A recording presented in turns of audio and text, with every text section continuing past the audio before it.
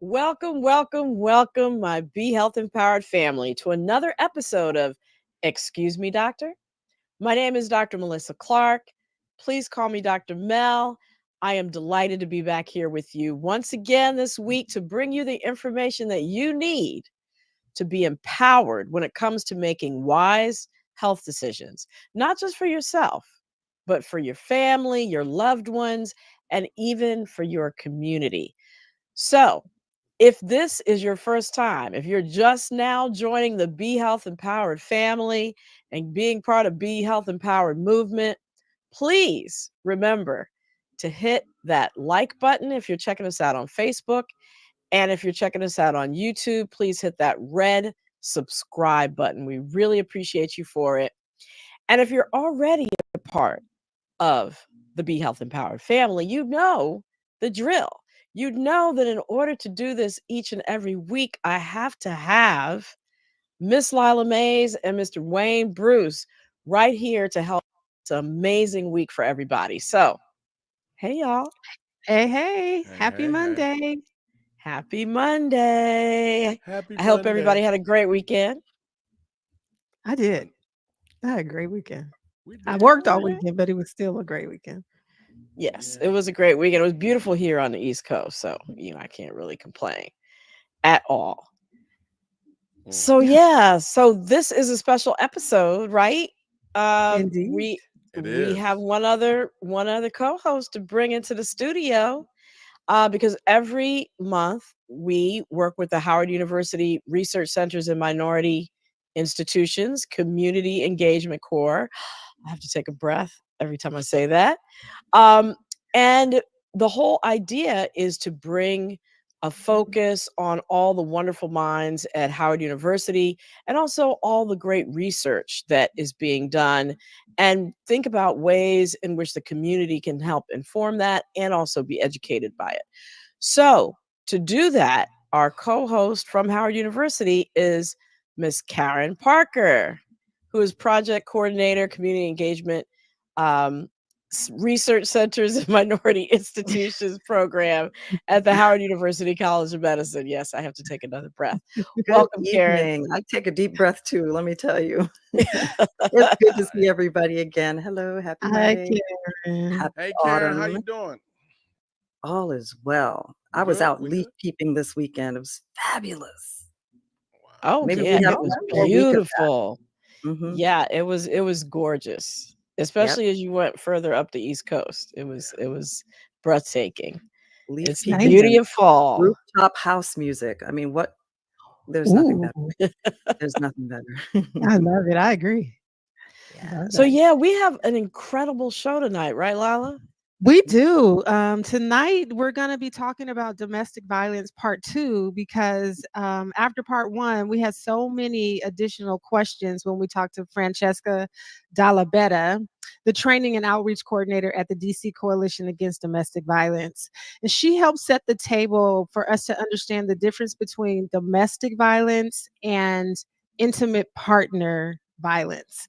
Mhm. And she gave us some basics to understand how to spot DV. I'm going to say DV instead of domestic violence, just to shorten it up. So I'm when I say DV or someone else on our show tonight says DV, we're meaning domestic violence. But she gave us the basics around how to spot it and how to be supportive of individuals going through it. That's I right. appreciate, I appreciate that. Um, I have to say that I actually rewatched that episode just to make sure that I got everything. It was just so rich. And there were a Yeah. couple of things that stood out for me. One, it was actually, yeah, two things. One was the spiral of violence that she talked about. It was like an Mhm. explanation of the quiet sort of tension building part of the cycle, and then Mhm. the unfortunate violent action, and then the sweet apology, and just this repetition of that cycle.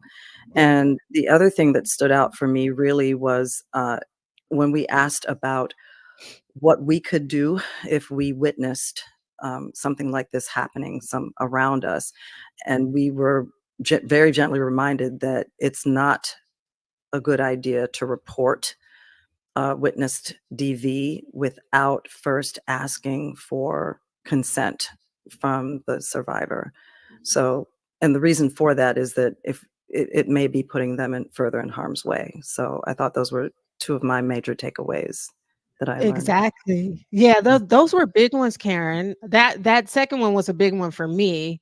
I actually think I asked that question. It was really eye-opening to know that physical abuse is not the only type of domestic violence, right? There's psychological, mental, caregiver, verbal abuse, and there's so many others. So we're going to take that extra step today. We're going to build on what we learned from Francesca, and how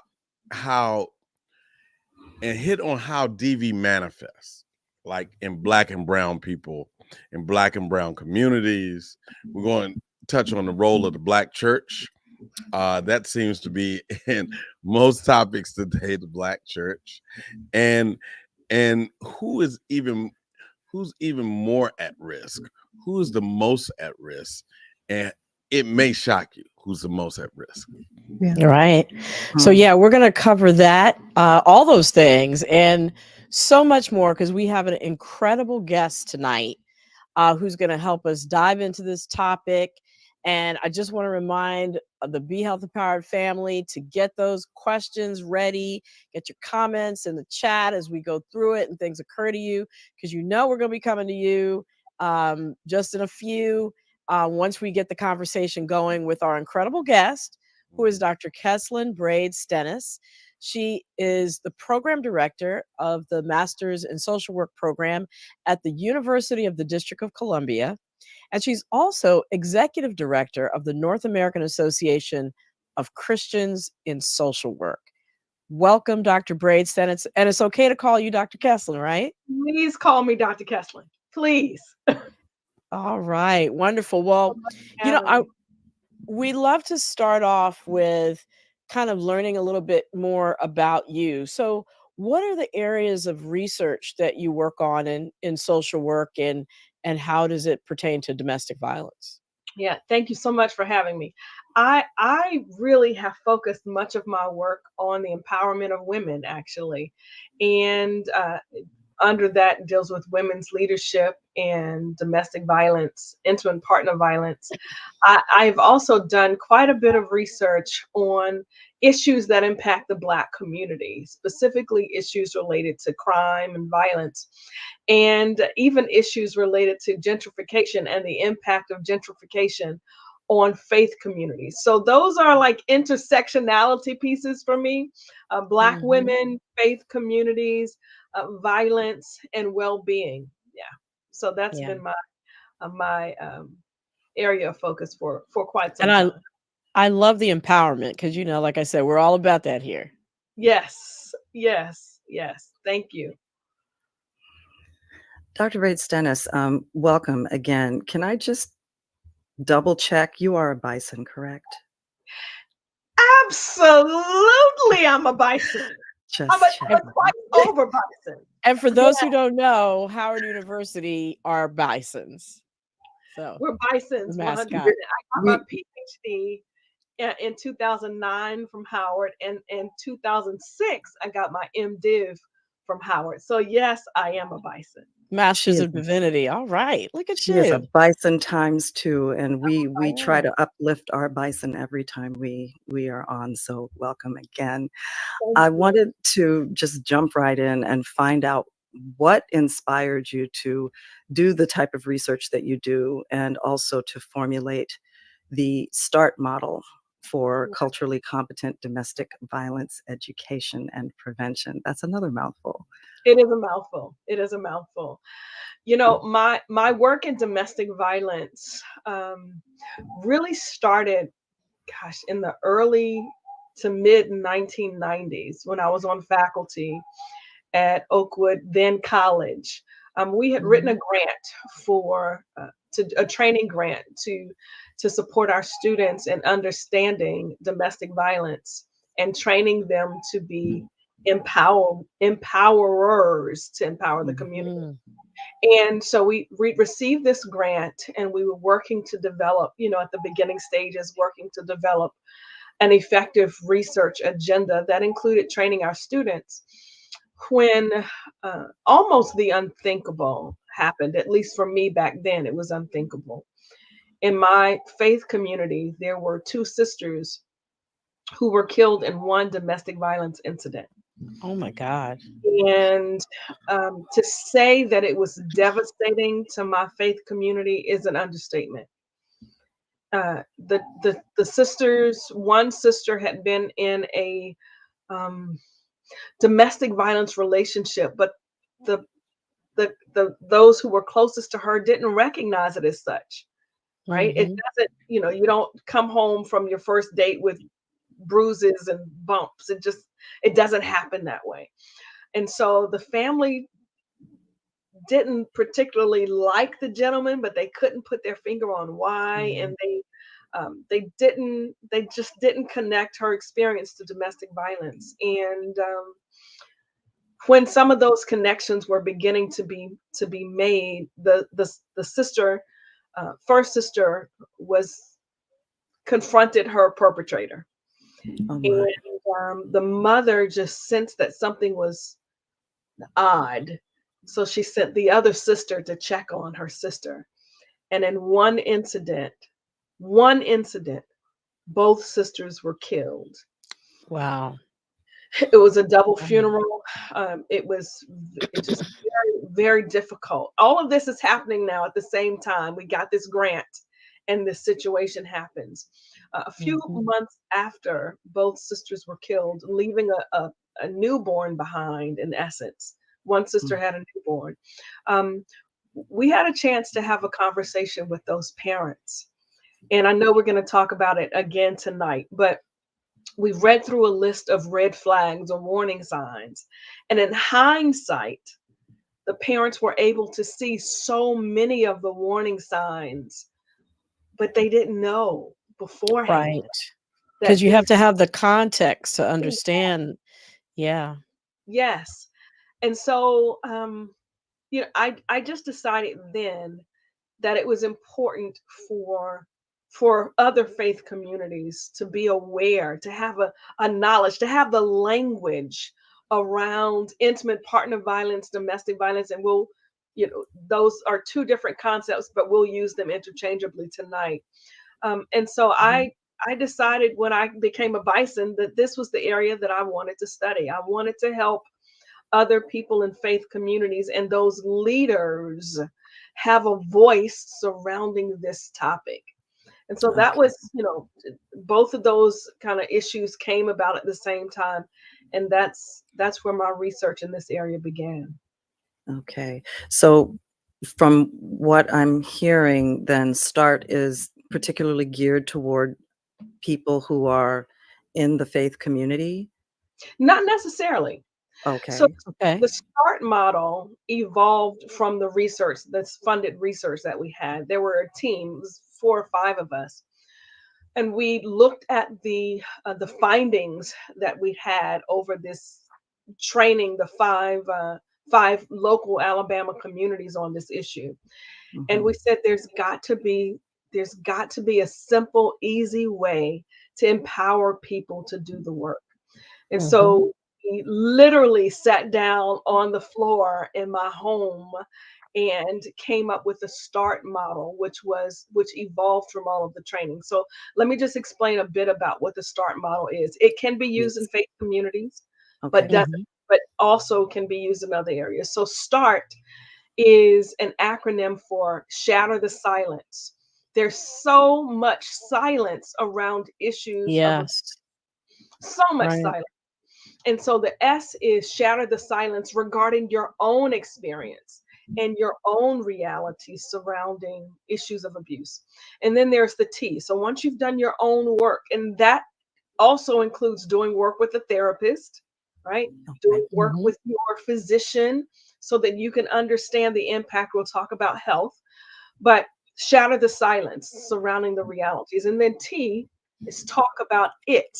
In our model, it is in parentheses because it is still taboo, particularly in communities of color.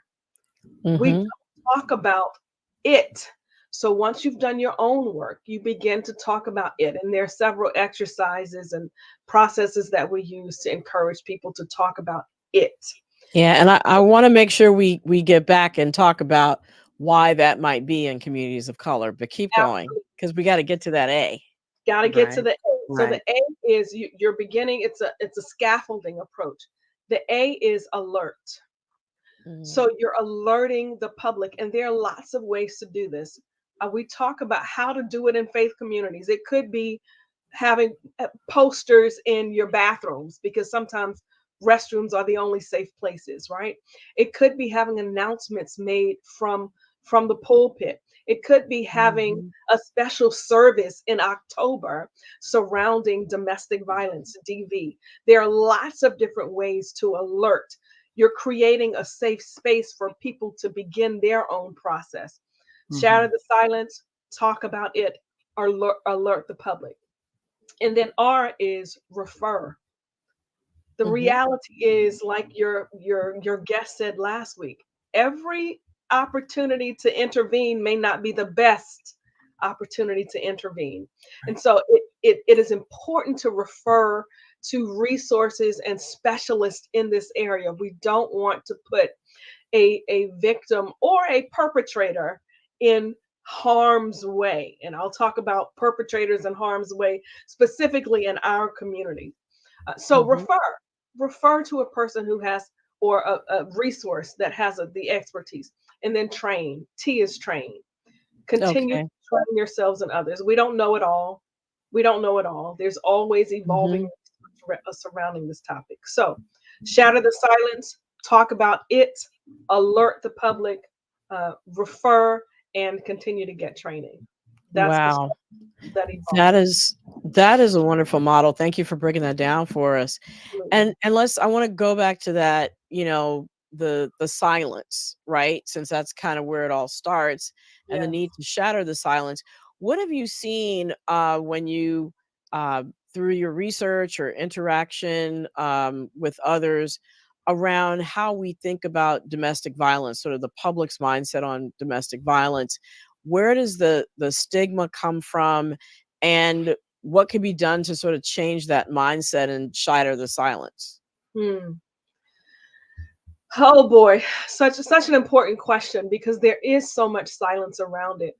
And I think it depends on the community that we are really addressing for us to understand Mhm. where the silence comes from. In our community, we we have been taught intergenerationally to be quiet about our own pain.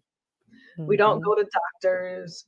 We don't talk about things in our family. In fact, what is said is what happens in the home stays in the Stays home. in the home. Yes. Don't air your dirty laundry. Don't Yes. air your dirty laundry.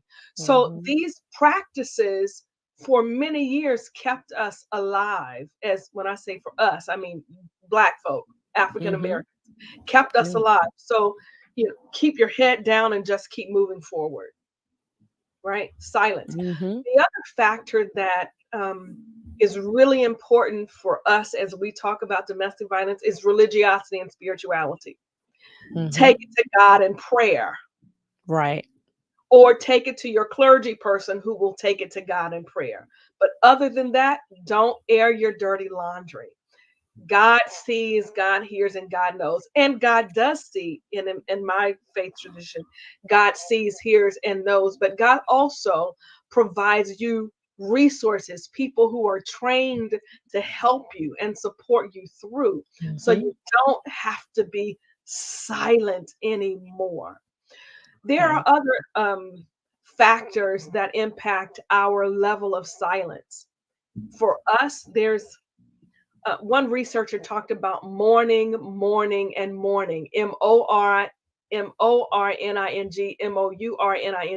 and when the moaning, like mourning. Ah, We yes. go through all of those processes. We have Mhm. faith about a better day. And so if we just keep silent, we believe that a better day will coming. It's about faith. But in reality, we moan every day. The losses, our Mm. body keeps score of the pain that we've in, Right. and so we do moan. and we mourn, we cry for the losses of our innocence, of our children, and of our men. One of Mhm. the reasons we keep silent in our community, I feel like I'm on a soapbox now, but one Yeah. of the reasons we keep silent is because we have a distrust of the system that is in Right. to protect us. And so if we call the police, then that means what for in heterosexual relationships? That means what for the Black man who's supposed to love me as a Black woman? Right. That Or means and we even Or gay relationships, I was because just about to two say, thank two you. gay men, absolutely, if one calls the police on the other, the same potential consequences. absolutely, Absolutely. absolutely. And so we feel a need to protect, even as we don't have the protection. There is a Mhm. need to protect from a larger system of oppression and historic trauma and slavery. So, all of these elements really lead to us being silent in our own pain. Right. And Silent. one partner choosing basically to sacrifice themselves Yes, for what they perceive to be protecting the other partner or the family unit. absolutely. Yeah. That's exactly it. Yep. And it's challenging. So as a researcher and a person who works in this area, how do you address this silence? And so we use the START model and the training and some other tools to help people understand you're not alone. You're not the only person who has experienced this type of abuse, and this type of violence, this type of unhealthy relationship. We are here to support you. It's Mhm. important that we have more people of color in communities of color with this information, because we know that there are some, and we talked about it just a moment ago, there's some distrust of the system. Right. Yes. And then we're gonna get to that. I know Karen has something that she's wants to get in and ask you about that. Sorry, Well, I'm on a roll. I'm on a roll. I am interested to know outside, because we don't want to just center our thoughts and our questions about uh, the church, because there are other institutions, right, that Yeah. we hold sacred in our community that have sort of a hierarchy. So I wanted to know if there are other spaces, like institutional spaces, social spaces, educational spaces. Do you have to sell the leadership on the importance of this training, or are you welcomed in? I'm curious to know about that. Um, in some spaces, you have to sell, Mm, and in some spaces, you're welcomed in. People who have, wow. yeah, people who have experienced it have very interesting responses. Some of them don't want to uncover their own trauma, and so it's pushed away, right? Mm. And others who are much more introspective and welcoming, who recognize that this is an issue, they welcome you in to prevent this type of trauma to happen to other people. So it really, really depends. It really Right. depends. Yeah. My goodness. So you had mentioned earlier about the red flags. I'm definitely not, gonna make I want to make sure we get back to that, right? Yes. So in the early stages of a relationship or a living situation, are there some behavioral red flags that could point to an unsafe situation? Like you mentioned, the parents of the sisters who just they couldn't put their finger on it, but they knew something was off. Could you break that down for us? So in the beginning, thank you for that question. In the beginning of relationships, people don't see the physical abuse. If it's physical, let me Mhm. just caveat: uh, domestic abuse, intimate partner violence is so much more than physical abuse. Yes. It's so much more than physical. It doesn't start that way. It Mhm. starts with the manipulation and leads to the gaslighting, and then ends at some point in many cases in physical abuse, but it doesn't start there. What does it look like at the very beginning? It looks like, I just want to spend all of my time with you. Right. I just want to buy you anything that you need or that you want. It's grooming a person into a level of trust. And then it moves into a level of jealousy. I don't like you being around that person. And then it moves into a level of isolation. I forbid you to be around that person. And because you are now in love with your partner, you want to honor him or her in their request. Other red flags: extreme jealousy. There's a whole list of red flags, but um, wanting a quick relationship and a quick marriage before you see the mask come down, right? A person who has a history of abuse or violence, and it can be a family history or their personal history. We tend to want to change folk.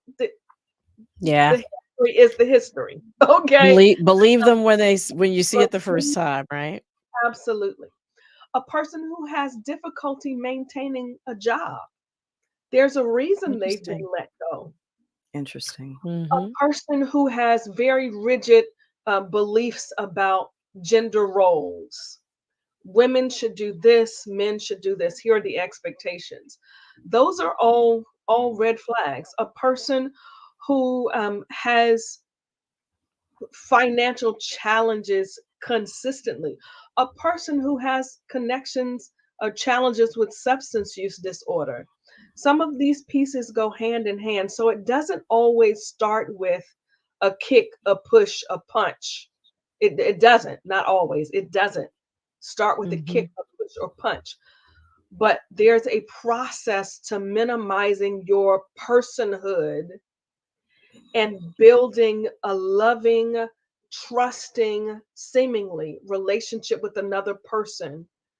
And eventually it leads to the minimization of you and the authoritative perspective of the other person who simply wants power and control.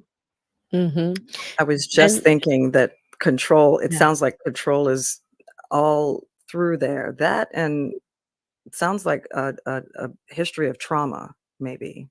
A history of trauma.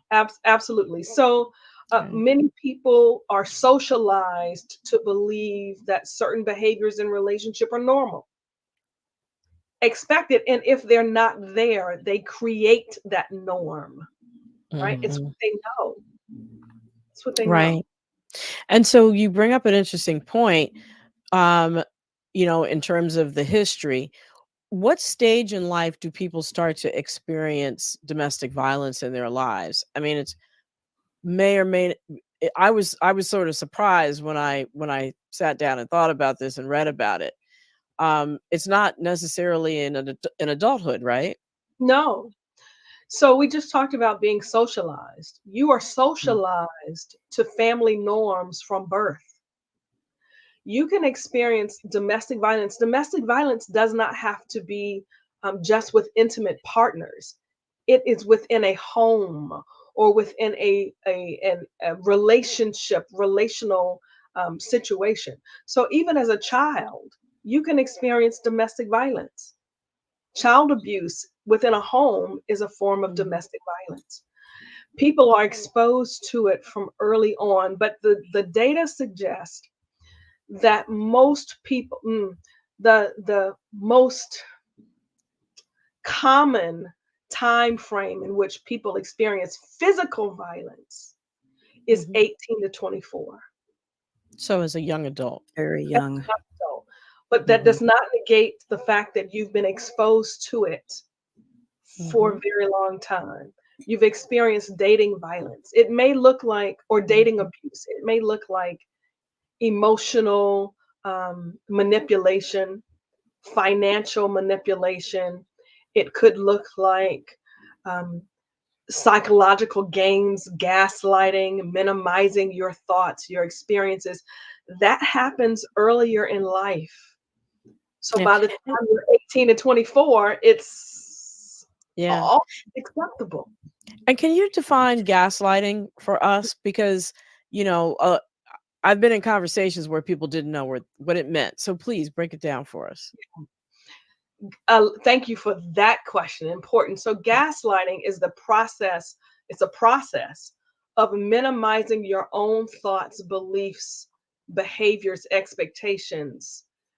The process of minimizing it and leading to the place where you think you're crazy and you wonder if you even have a sense of identity. A person is slowly but surely engaging in a process to minimize your sense of self. It doesn't start with saying you're crazy. It starts Right. with asking you questions that lead you to question yourself. But are you sure you're Are going to you believe sure? me or your lying eyes? Yes. That was Yes. really insidious. No, Yeah. you have blue and black marks. I didn't do that. Really? Right. Really? Right. And I mean, it gets to a place where you're really questioning what truth is. Wow.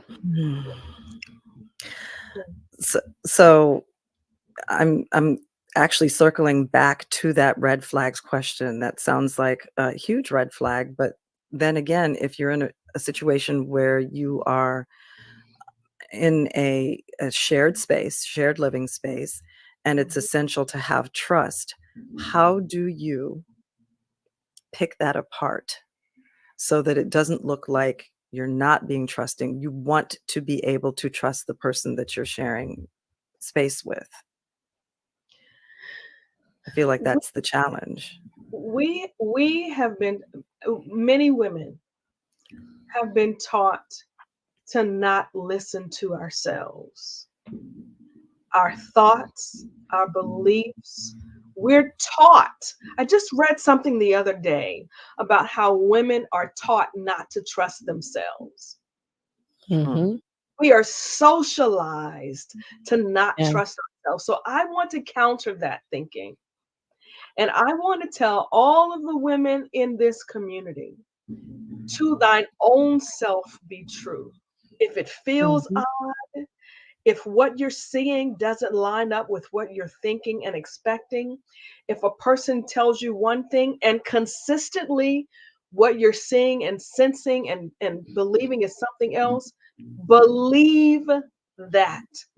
Right. Trust yourself. Intuition. Intuition. Yep. Trust. Go with your gut. Go with your gut. Absolutely. Yep.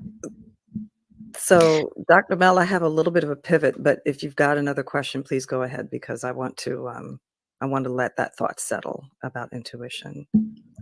Yeah. No. Well, I did want to make sure that we got back to talking. We've sort of talked a little bit about Black and Brown communities, and some of the differences, right, in Black and Brown communities, and how domestic violence might show up in ways that it might not show up in other communities. Can you elaborate on that a little bit? Yeah, absolutely.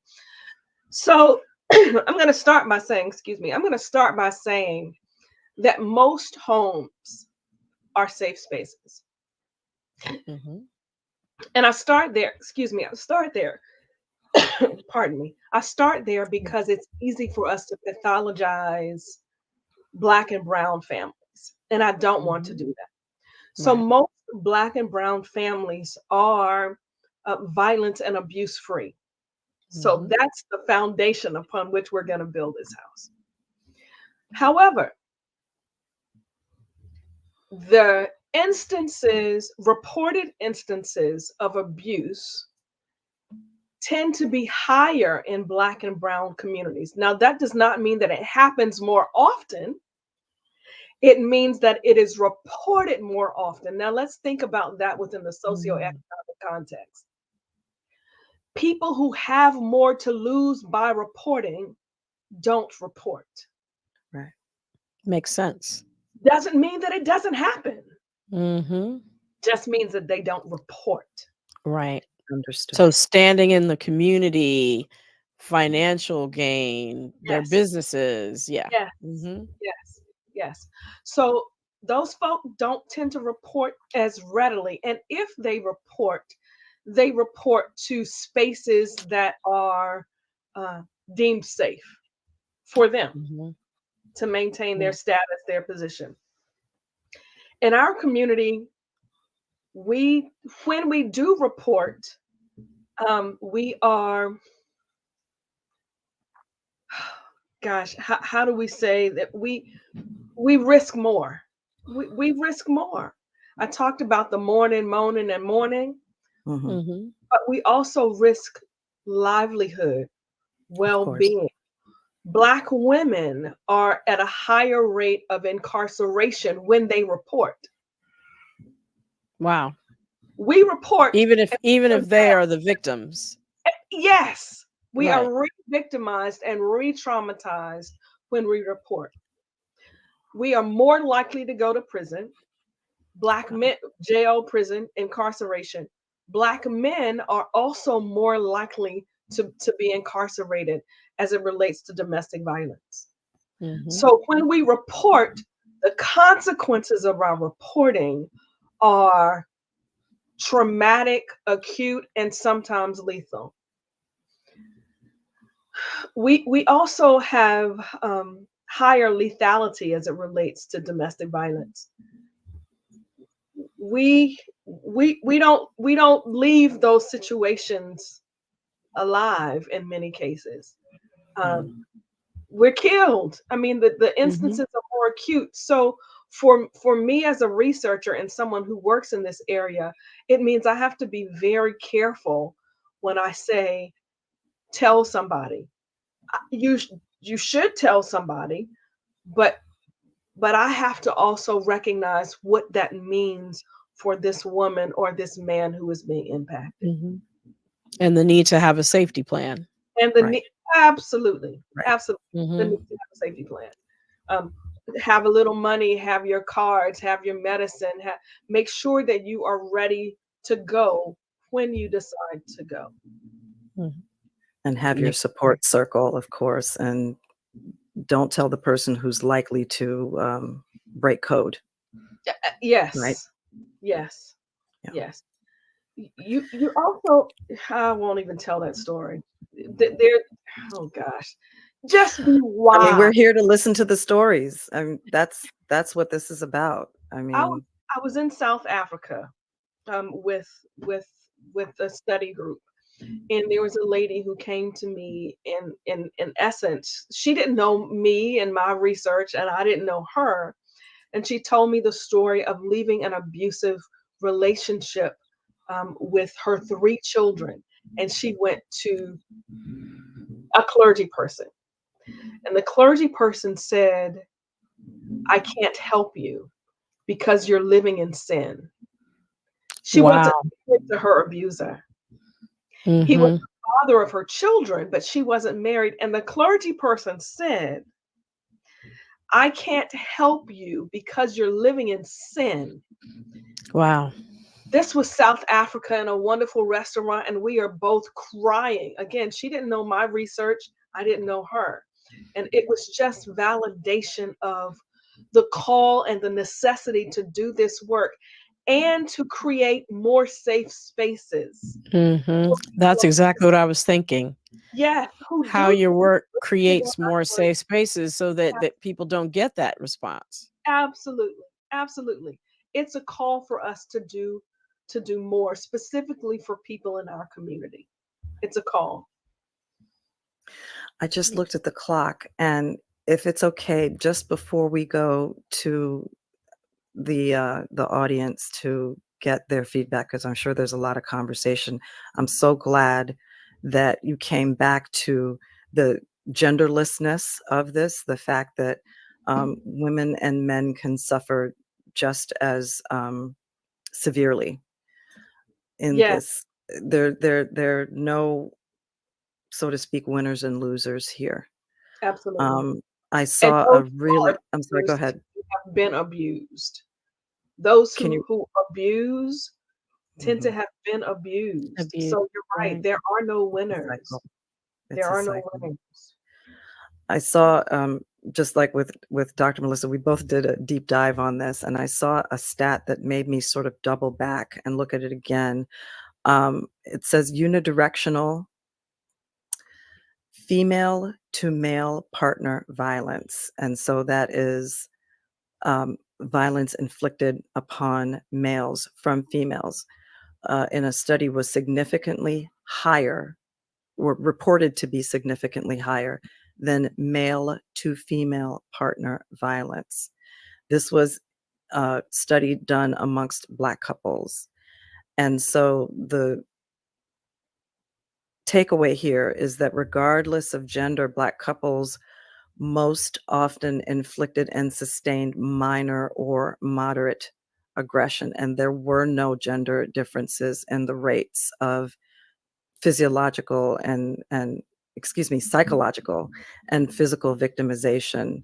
Also, they did a study amongst Black undergraduate students. I know that we were talking about the earliest ages where this type of violence is being seen.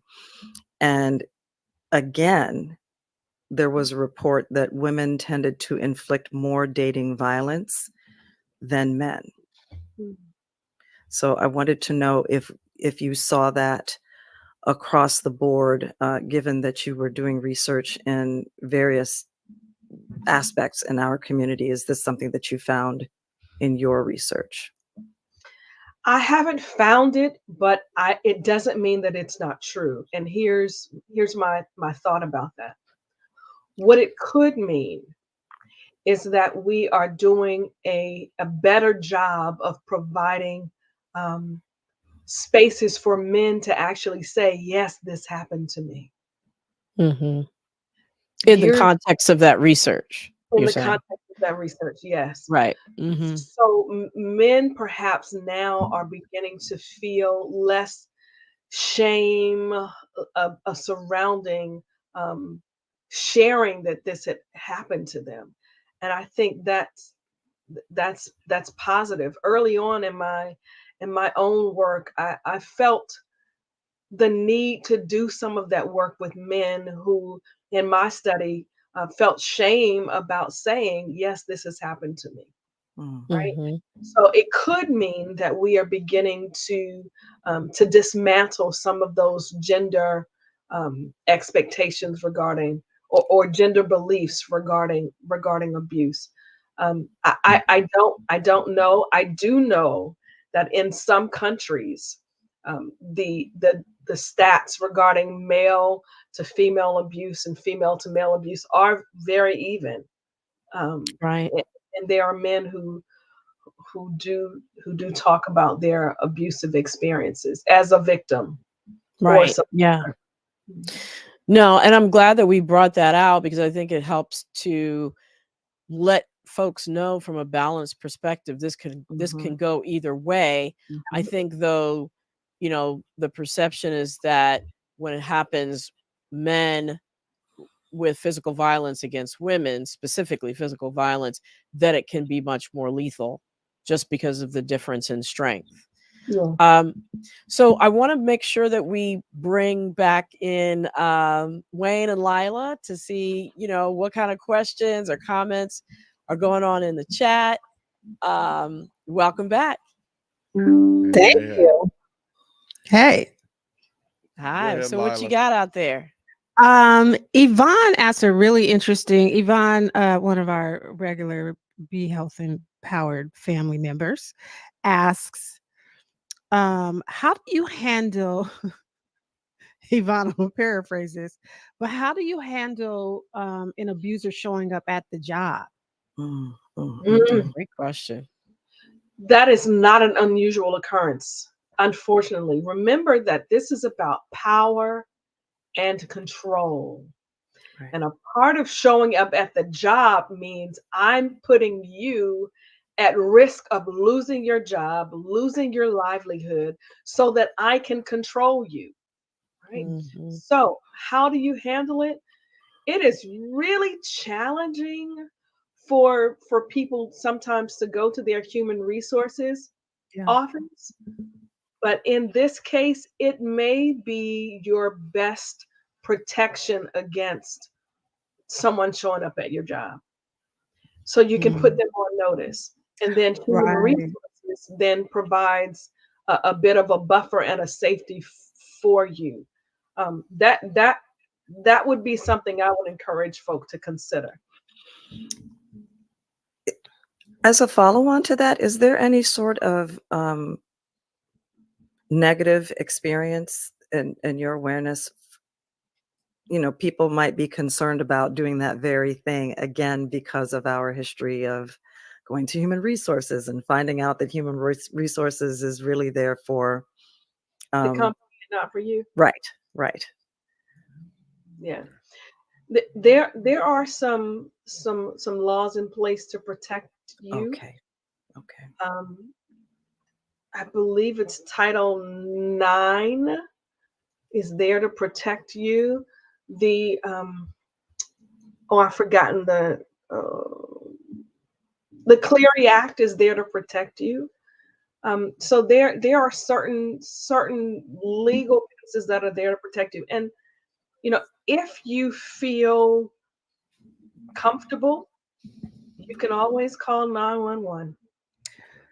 You can always call 911. And I know that there are some challenges with that, but if you feel that you are not in a safe space, that may be a viable option for you. For the abuser, I mean, for the abused, or for coworkers. I'm gonna put my HR hat on for a second, because if I'm in a hostile environment, which has now been created an environment of hostility, is that an opportunity for someone who, as a witness to this, for them to call 911? Great question. Yeah. It can be a catch-22. Okay. Right? But, and this is personal for me, I would err on the side of what's going to protect a person in this situation. Okay. And it may require police intervention for that person's safety. So, you know, that may not be the common thought, but that's what I would do. Okay. Great question, Iman. So, Dr. Kesslyn, in your opinion, is there a path for mutual justice for victims of domestic violence within their relationship, or must there be a separation to achieve that? So most domestic violence relationships, again, are about power and control. Mm-hmm. There is the opportunity for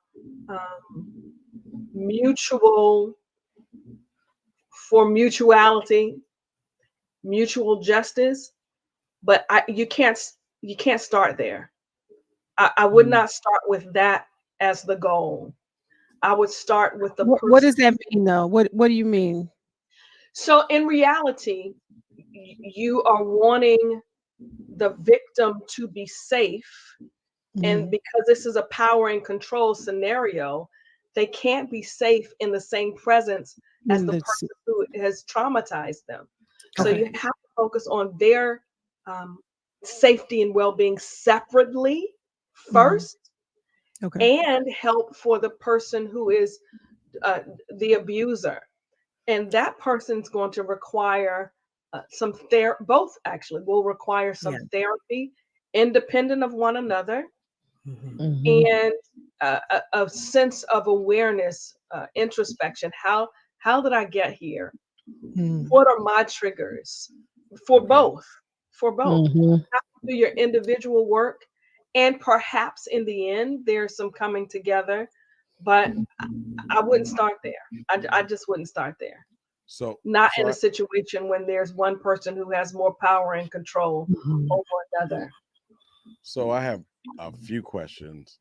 Sure. One of them, is there any research linking having gone through DV and anything linking it to having long-term health effects, psychological or physical, of the DV victim? Yes, and yes. So yes, yes, and more yes. The most recent research that I read came out of a government study from 2022, and findings were, gosh, this is so emotional for me. But the findings are that people who have experienced domestic violence have higher mental health challenges, physical health challenges, challenges with substance abuse and other addictions, challenges with, I said mental health, depression, anxiety, um, increased rates of cancer. There is definitely a connection between sustained trauma and health. And the longer the traumatic experience continues, the higher the impact on one's health in all areas of life, including socioeconomic status. The, Wow. the impact is, in some situations, I was reading, it's 13% higher. You're at 13% higher risk for certain health issues. So it is the impact is real. The impact is real. Yeah. And it's not surprising because, of that mind body connection, right? If you're going through a traumatic experience, you experience it in your body because your cortisol levels are high, your immune system gets suppressed. And Yep, so the higher rates of cancer and other physical things happen. And of course, the same with your mental health as well. right, Yeah. right. The weight gain, Mhm. all of the indicators uh, increase as a result of experiencing domestic violence and trauma. So Wow. so I wanna just take a personal moment here to say that I was dealing with a friend of mine who was a victim of domestic violence. He was a victim, and I was the only one he could confide in. And so Mm. it was really different. It was really weird, and he was really ashamed that he was allowing this to happen to him. And so it wasn't until he was able to get out of the household. But what happened was his wife, they were going through a divorce then, and they might have been divorced by this time, start abusing his son. And so it's two things I want to ask, because we have a question from the West Coast. Rhoda Lawrence says, what do studies show specifically regarding the impact of violent, abusive mothers on their sons? And are mothers more influential than the fathers? And I asked the question, and this completely is out of blue from Rhoda. I see this question here. It is because it started me thinking about what's happening to that young man, to the son, right? The mother wasn't really held to the fire until she abused the child, right? And she was never held to the fire for abusing the husband, right? So do you have Yeah, any studies that show any the impact of mothers being influential in that way? that is such a powerful question. I don't have the answer for that specifically, but we do know, as we say, the hand that rocks the cradle is the hand that rules the world, right? The mother's role in a child's life in socializing the child is significant. And I would suspect that mom has also been abused, because it's cyclical and it's generational. And unless that son gets some help, he will either likely be an abuser or a victim. Wow. And So the key that I think that's key in terms of getting that help. critically important. Critically important. Get the help, which is why for the START model, we start with the S. You have to shatter the silence in your own your Mhm. own mind, your own experience. You have to do your work first. If you need help, get help. Get help. Well, on that note, are there any resources that you can recommend for survivors? Yes.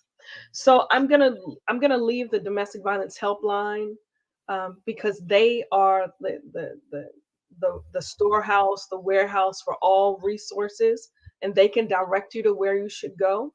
So their number is 1-800-799-7233.